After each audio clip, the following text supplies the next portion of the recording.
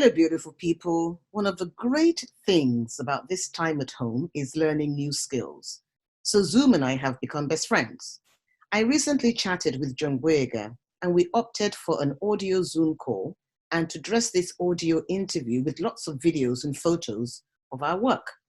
My team and I put all the videos and pictures in post into this interview. John Boyega needs no introduction. He is an English actor known for playing Finn in the Star Wars sequel trilogy films, The Force Awakens 2015, The Last Jedi 2017, and The Rise of Skywalker 2019. John's other credits include historical drama film Detroit in 2017, the science fiction film Pacific Rim Uprising in 2018, and John also received the BAFTA Rising Star Award in 2016. And recently, it was announced that John will be partnering with Netflix through his Up Room Productions company to develop a slate of films centered on Western East Africa. Well, I hope you enjoy this new experience, our audio interview. Hey, John. Hey, how you doing? How you doing? I'm good. Good to hear from you. Good. Yes, I'm in London at the moment, so doing grandma. Oh, are you in London? Yes, I am. I became a grandmother. Oh, there's me assuming that you were back in Nigeria. I did go back to Lagos, but my daughter, when they were about to shut the airport, my daughter was like, "Mom, you need to be here with me." So I could. Oh, wow. And came back. Because, MA on the job then. Yeah, because really, John, this is time for family. I mean, it really makes you realize what is important. And the most important thing for all of us absolutely be with our loved ones. And, you know, I've got this most beautiful grandson of mine, and I look at him and I'm just like, wow, this is my new world, you know? So, yeah. London, and the weather's good.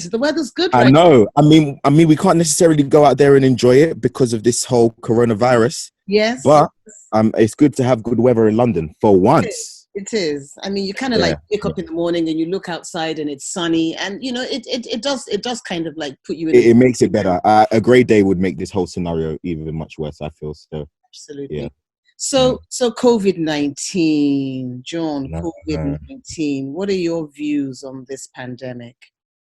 I just think it's a very scary time for a lot of people because it's a situation that's caught a lot of us off guard in many different ways. The problem is that it affects all of us, and that in itself, it brings frustration from our normal world and the frustrations from the system that we were all a part of before.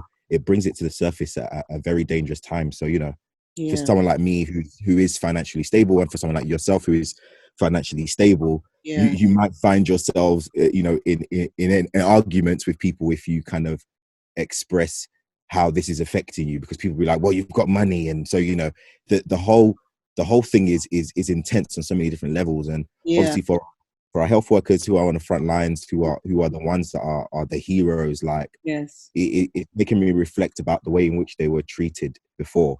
And they're putting their lives at risk, aren't they? Every single day they're out there. Yeah. I mean, they are like, you know, they are the true, you know, Marvel Cinematic Universe of this here realm. You know, they are really doing it. They're staring death in the eye and putting their lives at risk. And so, you know, it makes me, you know, I love your definition of it. The real Marvel, they are really the ones. Yeah, they're the ones out there. And I think it's also really about me just thinking about our leaders, and that's leaders across the board. Like all our world leaders is like, you know, what system were you trying to maintain? And was that system ever right in the first place? That now the people that are sacrificing their lives for us, if we look back just a few months ago, were some of the lowest paid workers out there. So, you know, it's making me think. And as you said, this affects all of us in different ways, because as you said, you're comfortable, you're able to deal with it. I'm comfortable, I'm able to deal with it. But there's so many people that are just don't have the level of financial support necessary to get through this. I mean, even in our country, Nigeria, I mean, a lot of people are sort of living daily on what they earn today is what they live on.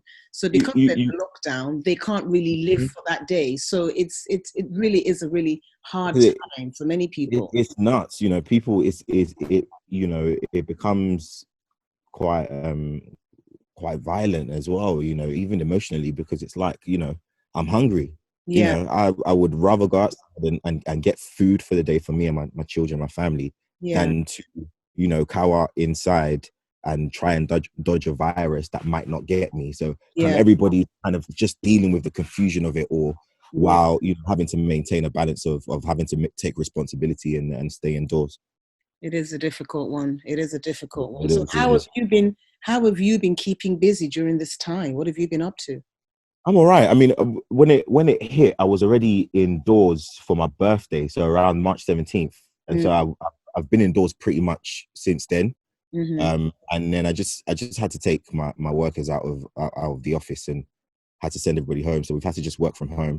I'm Yeah. pretty occupied with work, at least from 9 to like 6 in the evening. Mm-hmm. And then after that, you know, I become a 28-year-old and go on Instagram Live and mess around. That's it. So, Everybody's going. I mean, it's incredible how the world, everybody now that has obviously an Instagram account literally has their own yeah, TV screen, and absolutely, yeah. is doing something. I mean, I just go onto Instagram and everybody's interviewing this person or that person, or they're cooking or they're Yeah, yeah, dancing, you know, but yeah. it's incredible how important Instagram has become, and how important the world of art has become, in terms of, when I say art, music, film, you know, these are reading. Yeah, This is what's keeping all of us yeah, going at this particular time, all at home, right?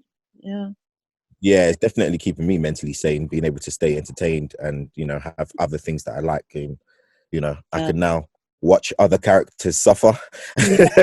you know, rather than just thinking about our current situation. So any art that brings us out of that, as you said, whether it's Exactly. reading or it's a Some brilliant thing, right? escapism. Oh We yeah, need it. yeah, yeah, absolutely. Yes, yes.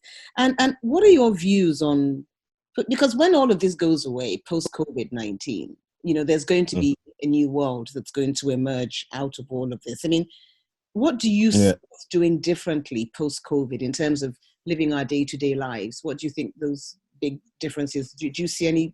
I mean, if you were clairvoyant, what would you say Nah. you would do differently after this? I think definitely it's going to be a total system reform for sure. And I think the things that we enjoyed before, there definitely is going to have to be an individual mental reset. So everything you enjoyed before, if I was leader, I'd kind of be like, I need you guys to kind of like drop it and hear me out, because even in terms of us getting back to how it was, I don't see how that would then eradicate the possibility of it ever coming back. Mm, And a second peak wouldn't be good for mm, anyone. mm, So it, for me, you know, obviously leave it to the professionals to get into the specifics, but it would be about having a balance. And I would keep certain things in place, you know, even, you know, wearing masks and, you know, just talking about the shopping experience now, eating out, what's that going to be like yeah, for specifically people in London, going to pubs, what yeah, is that going to be like? yeah, All of that is probably going to need to change. I was listening to another radio show, and they were saying that they were thinking of, you know, using these, you know, recyclable, you know, cups, and there'll be different ways in which they serve, you know, customers. And so I mhm. think it's definitely going to be a time for inventive ideas, but Very, very. definitely going back to the old ways, I don't know if that's going to be wise. Yeah, I mean, I wonder what pub life, are they going to have social distancing in the pub? I wonder. I Yeah, mean, well, you know what I mean? But you know, for someone like me that's a homebody, yeah, and that likes to go out and have that balance of kind of being left alone, mhm. I kind of benefit from it. So Yeah, it's like I wouldn't mind that little bit of a bit of distance, but at the end of the day, it's, you know, we're all mammals. We want connection, and so it's yeah, going to be a tricky transition. absolutely. And talking about post-COVID, I mean, let's talk about our industry. I mean, you are in the world of film. I mean, I also Yeah, am in the world of film. So what do you see happening to us going to the cinemas? Do you think we're still going to be going to the cinemas as we normally are now? Or yeah, as we have been before COVID? I know, and that's the thing that kind of makes it a bit scary, because I recently done a commercial for View, the cinema chain here in England, and it was um with Ridley Scott, and we were basically just trying to convince people to remember cinema, remember the specific and unique experience of actually going to the movies, you know, taking a day out to the movies, taking your family to go and see a family movie outside of your house. Like, remember how unique that experience is. Yeah. But then with this reality, it puts a whole question mark on that concept. I mean, for me, does that mean that we change the way, because even if you space out these auditoriums and the seating, it's like that's less ticket sales, and so that really just disrupts business and the flow that this industry is used to. So again, there's gonna be a knock effect for sure. I mean, already I was supposed to be in New Orleans shooting right now, and now it's been postponed till next year. Wow. And then I've got 2 other projects to shoot at the end of this year, but you know, we don't know realistically whether we're gonna do it or not. So it's like it just puts everyone in a weird space and a weird limbo. So for cinemas, basically, I mean, as you said, it's probably just going to be less seats in there, right, and that kind of thing. Yeah, social. Yeah, I mean, especially if you want to space it, I'd think, you know, physically, if you wanted to, you know, space seating, you know, how many that means that most of the auditorium is used on just the spacing of it all, rather than actual seating. Yeah. So it's like, you know, and that in itself, it disrupts ticket sales and the amount of screens a movie can get attached to. So so I don't know how that's gonna that ripple effect is quite scary. Yeah. And then production, as you said, you've got projects that you've had to postpone, but the thing is that even when you do get back on set, I can imagine that there's going to be a whole new set of guidelines of what's going to have to happen when you get on set. I mean, you can imagine if you're in a romantic scene with someone, you're going to want to know they don't have COVID, right? And you are also a producer. So what do you foresee? What sort of guidelines do you think would play out with regards to how we sort of like get back to set and make sure that everybody is safe and secure? Yeah, well, you know, on all the projects I've done, you know, you always have to go through your health checks. You do a standard health checks when there's no kissing in it or any kind of potential for body fluid. But when you are going to be intimate with someone in the scene, or perhaps there's just, you know, extreme touching, or you know, stunts in which, you know, you can potentially, you know, bruise yourself and all of that, there are things put in place. I just feel like the specific clauses in those agreements will now need to be COVID, you know, specific.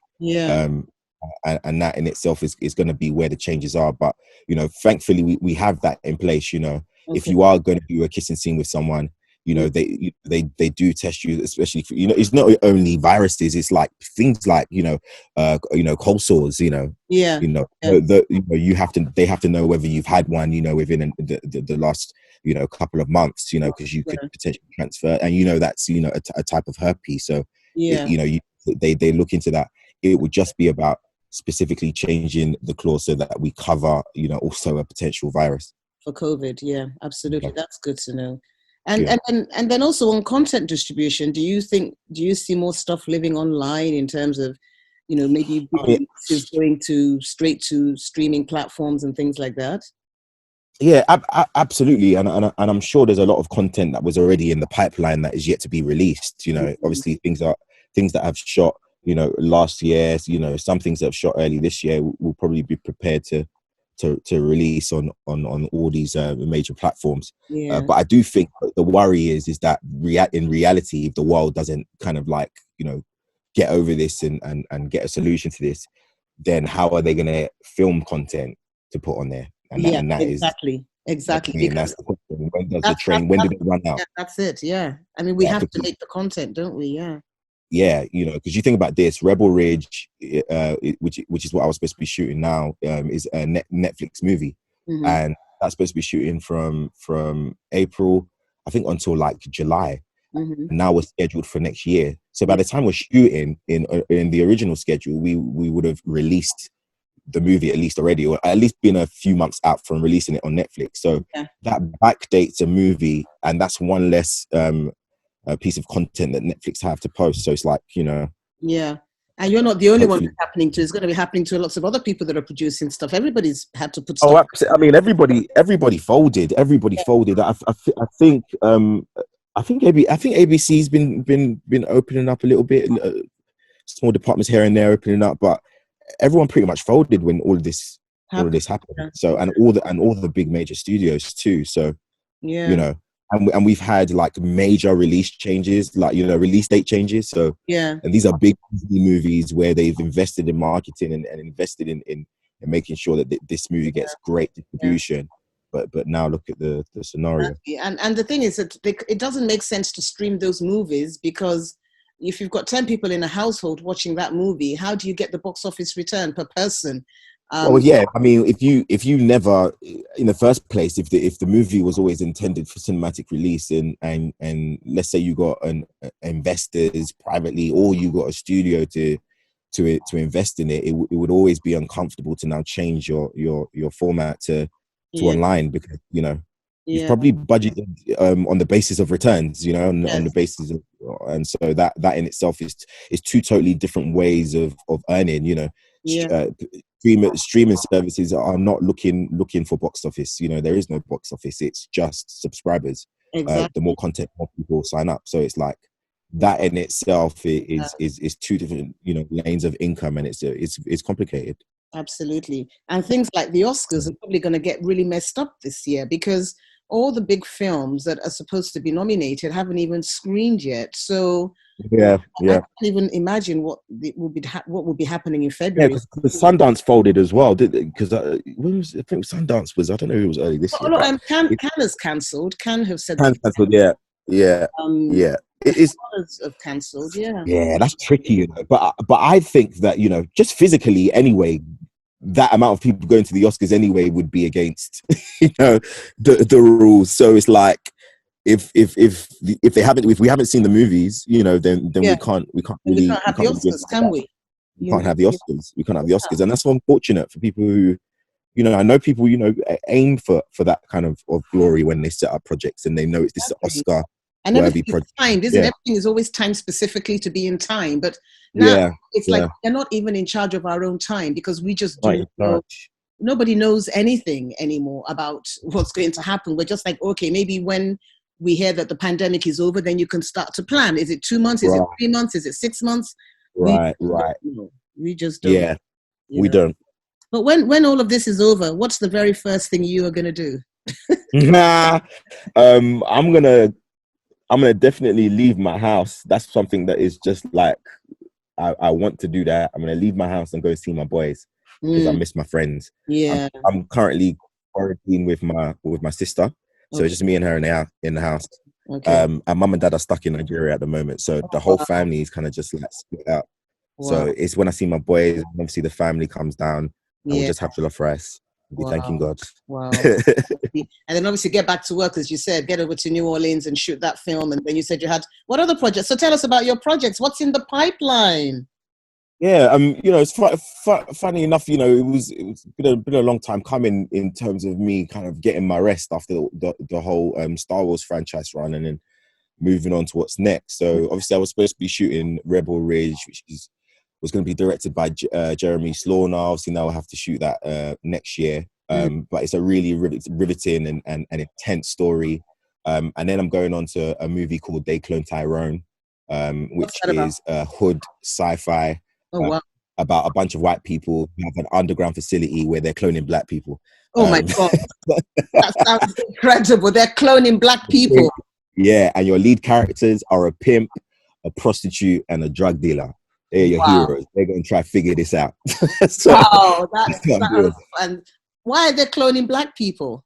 Yeah, you're gonna have to find out on that one. I can't really say. Yeah, there's a whole, there's a whole story there. But you know, I'm incredibly proud of the script, Oh, and wow. you know, It hopefully this sounds comes up. really interesting. Looking forward to that one. I really want to know why they're clowning black people. Wonderful. Yeah, thank you. And then your big deal with Netflix. We read about that. Yeah, Congratulations. thank you. I appreciate it. Wow. Wow. So what's that all about?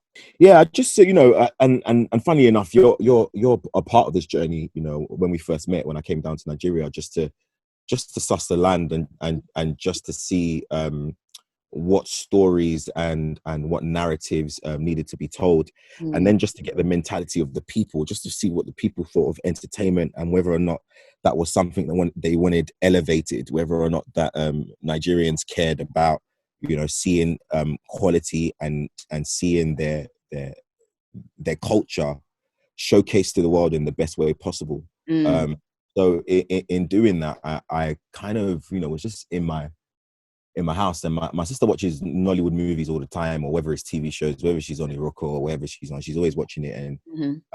And sometimes when I walk in past, I will stop and look, and I'm seeing so much every day. She's watching different things from Aki and Papa, and then she'll now go and watch Blood Sisters, or then she will now go and watch another series, and I'm seeing just a whole cinematic universe. I'm seeing so many different characters. I'm seeing so many different nuances and depth in character arcs, and I'm like, this kind of storytelling is worth investment. And I spoke about it when I came to Nigeria. That was my interest, and that's what I was going to do, because I think our stories need to be told, but we also need to continue in the legacy of also our founding fathers who had a quality. They had a quality. You think about Herbert Ogunde, you think about Ola Balogun, you think about Ade Love. This quality and this vision that they had for representation of Nigeria, for the characters, for our history, was done in a way that was, at the time, was on levels with what Hollywood were doing. The quality. They were shooting on film. Oh, absolutely. If you look at Kadara, that in itself, that you look at the images, you look at the grainage, you look at the color quality, you're like, yes. This is storytelling. But at the same time, as a Nigerian, I can still laugh. We're not turning our characters into Western puppets, whereas we're dealing with characters who just so happen to be Nigerian, and for once don't have a problem with it. It really, it's about these characters being authentic to us, because authentic, yes, and so that was the vision behind it. So I just spoke to my team within the production company, brought this idea forward, and my vice president Yara Sheikh, who is a Sudanese resident, she was just like, we need to strike a deal with a company that is open to us remaking some Nollywood classics and unearthing some new ideas, and investing real money into it. And so Netflix were just like, okay. Fantastic. Wonderful. So again, I guess the pandemic, so you have to go back into scripting, and then No, we from the announcement, I think, so we closed on the deal like a week before the announcement.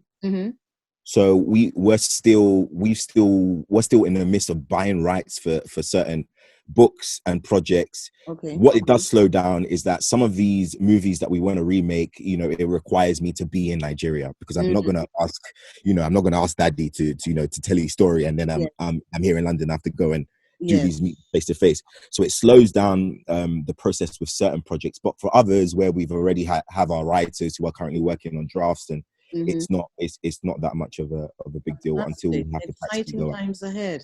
I mean, we're also in the midst of working on so many projects at EbonyLife Films as well. I mean, we've got our projects with Sony. Yes, how's that going? How's the development of that? Oh, development is it's taking a bit, but we're getting there. We've got 2 projects now with Sony that are in development. I just want to say that for the people listening, that you need to understand. I feel like people need to understand what you're doing, and I feel like when you say development, particularly for me, I want Nigerians to understand, so that when you have your ideas, they support you. For you to be doing this work it's just so steadfast, and the fact that you're committed to the longevity of it. That's how true movies, true TV series, true projects are born. Instead of this quick kind of recycled hasty energy. I'm so proud to hear that you guys are still building this and rocking it, because for any producer, if you know about development, you know that it is serious work. It takes a minute. It takes a minute. So it's mad. It's mad. It's crazy. It's crazy. So we've got the 2 projects with Sony in development. There's a 3rd one, but we haven't quite decided on the 3rd story idea yet. And then there's one with AMC, which is a sci-fi. Amazing. And we're talking to a couple of other interesting parties. So we're in the middle of sort of like signing agreements and things now. So a few more announcements will be coming out pretty soon. But it's a really, really good space to be in. And I'm happy that they're taking us seriously in the global Hollywood, LA world, which it's Yeah. taken a minute to get them to, to sit up, but they are listening, and we are making it happen. And so when I read about what you were doing with Netflix, I was just like, wow, fantastic, know. And please tell your sister, all our series are on Netflix. The Wedding Party, 50. Yeah. Oh no, she's probably already watched. She's gone through. She's gone through. Don't you worry. Songs of the Caliphate, a lot of our stuff is on Netflix. So yeah, been a good partner to us as well, Absolutely. So based on all of that, when are you going to come to Nigeria then? I guess as soon as they let me in. I was supposed to go to New Orleans for a bit and then take a week out, go to Nigeria and take these meetings. So as soon as the world opens up, I'm down to go home. And when you come, John, let me know you're in town so we can catch up again. It will be really good. Absolutely. I love your interior design. It's ridiculous, guys. She doesn't talk about it, but woo! Thank you so much. But before I let you go, to every budding actor out there, particularly our continent, particularly Nigeria, they want, their dream must be to do. I mean, you've made us so proud, John, so proud of going out there and making it happen on the big screen, with the Star Wars franchise and all the other big movies you've done, honestly, I get goosebumps and I'm just like, wow, it can happen, But what advice would you give to anyone out there today that looks at you and says, okay, I want to be John. I really want to be where John has been and do all these great projects. What would you say to them? What key advice would you give them on getting to that journey to where you are? Do you know what? I think about this so frequently now, and especially at a moment where empathy is the energy of the time. I think about it, and I think about the ability, especially specifically for me, Nigerians back home, to be able to dream for something as big as starring in a movie or being an actor consistently to where you can earn a living. I'm like that in itself, that's kind of like the biggest energy you can have to start. But then as I go along and as I look at Nigeria's infrastructure, I look at the opportunities that are out there, my hope kind of stops. It reaches a cul-de-sac in which I'm kind of like, yes, I'd love to say, go into training, do all this stuff. But then I'm kind of like, can I mention enough training facilities that are going to handle, these individuals that want to go into acting who are in Nigeria? And it just made me think, in even signing the deal, that a part of me was always, especially as a spiritual person, was always looking for the God side of my career. I was like, where does this come in? Where does this actually, where does it go past benefiting me and those around me, my loved ones? How does it transcend? Because every time I go home, I get to the airport, and the love that I get from Nigerians, it literally makes me have a frog in my throat. And I look at myself in the mirror and go, but, what have I done? And not to say that it's owed, it's just a more of a responsibility that was embedded into me specifically by my parents. You go home and you do something.